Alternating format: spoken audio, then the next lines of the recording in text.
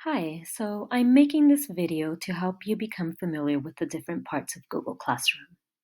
So the best way to get to Google Classroom, aside from making a tab, is going to Google and then signing in. Once you've signed in to Google, you'll notice at the top right, there's what's known as the waffle. So if you click on that, you'll see different applications. Choose Classroom. Once you've chosen Classroom, I would recommend that you create a bookmark for it, like I have up here. So the first things that you're going to see when you are in Google Classroom are the classes that you either created, for example, here at the top I have classes I've created, or classes that you've joined. For example, I've joined the World Language Department, the Odyssey Academy, and others. Across the top, you'll see the plus where you could join a class if you have the class code, or you can create a brand new class. And then, of course, you'll see that waffle again if you want to leave. So, what I'm going to do is I'm going to show you the parts of the class once you are in a specific class. So, the first thing you'll see when you go into a specific class is across the top. If it's a class that you have created, you'll see Stream, Classwork, People, and Grades, these 4 tabs. The Stream is where you'll see everything that you've posted or you've shared, and it's all in chronological order. So whatever is the most recent thing that you've posted will be across the top. And this is what students will see, the first thing they'll see as well. The second tab is called Classwork, so we'll go ahead and click there. And Classwork is my favorite because this is where you can organize where things that you have posted or things that you've created for your students. Along the left there, they're called topics. And when you create an assignment, it'll ask you to organize it in a topic, or you can just create your topics first. This is where you can create topics. What I've done is, aside from the first two, is that I have them in alphabetical order for my students. For example, some topics that I've created are activities for studying, Edmodo and Edpuzzle, examples of different works. This one is for surveys, exams, and quizzes. Grabaciones are recordings, either conversation or presentational recordings that they have to create. R is recursos for resources that I have for them.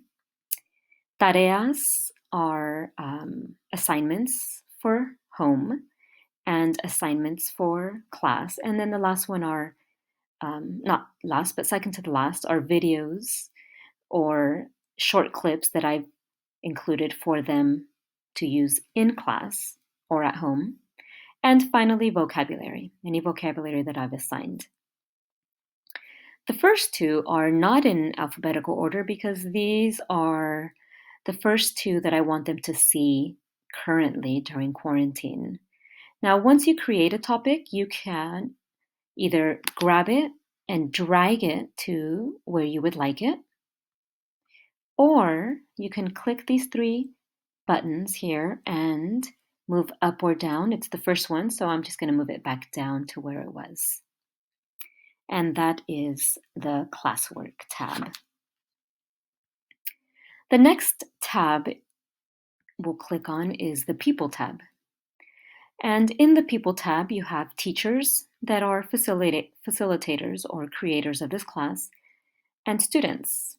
So the teacher section, if you have a student teacher, this is where you can add them, or you can invite another teacher. And basically, once you invite that teacher, they will be able to control this classroom the way you do. They can add assignments, and they can also grade. In the student section, you can invite students. So if you type in a student's name, let's say that, Kiara. Notice it's best to know their full name because there's so many Kiaras in this district. Um, Once you find the student, you can invite them, but I won't invite her because she's already in this class here. And then here you'll see all the students who you've either invited and have also accepted the invitation and joined your class.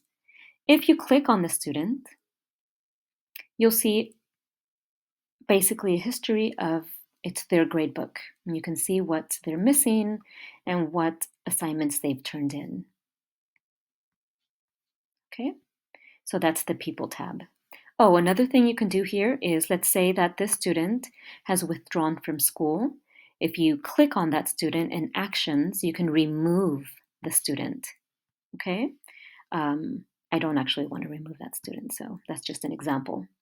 So the final tab in Google Classroom is the Grades tab. And the Grades tab is where you'll see assignments that you've given students. So since the beginning of the school year, and then what you'll see here is at the top, the class average. You can sort students by last name, or if you know your students better by first name, you can do that. You'll see here, for example, Chiara Bracho, during quarantine, which for me began March 28th, as far as assignments. She's done all of her assignments. So you can see these are the ones that I've already graded. Anything in red is missing, and anything in green is something that students have already turned in, but needs to be graded. So the nice thing about this section is that the red really stands out. So for those students who are missing in action, for example, I can send an email to Nestle Jaramillo. She hasn't submitted anything during quarantine. Valeria Paredes, Estefania, Arad, and Marcos. So these 5 or 6 students haven't submitted anything. The others have submitted at least something, so I know that they're around. Another thing you can do when you are in the grades is, let's say, for example, I have not graded this section, so you click on that. And by clicking there, it'll take you to the assignment. And the first few are going to be the turned in assignments and then followed by missing. Okay, so I hope that this has been useful for you and that you might feel a little more comfortable using this section. One final thing that I did want to share is this settings. If you click on the settings, your class details will come up. You can change the name. You can add a description. You can include section, which is where I've put the period, room, subject. It's here already. And then just general information when the kids ask you for the class code. This is where you'll find it as well. You can display the class code if you wanted to in your classroom, or you can just write it down and give it to them. Okay. Here is where you want, for example, in the stream, I only want to be able to post or comment, not students. Then you make sure you do that. And show the condensed notifications and anything else. Okay, so I hope this has helped you get to know Google Classroom a little better.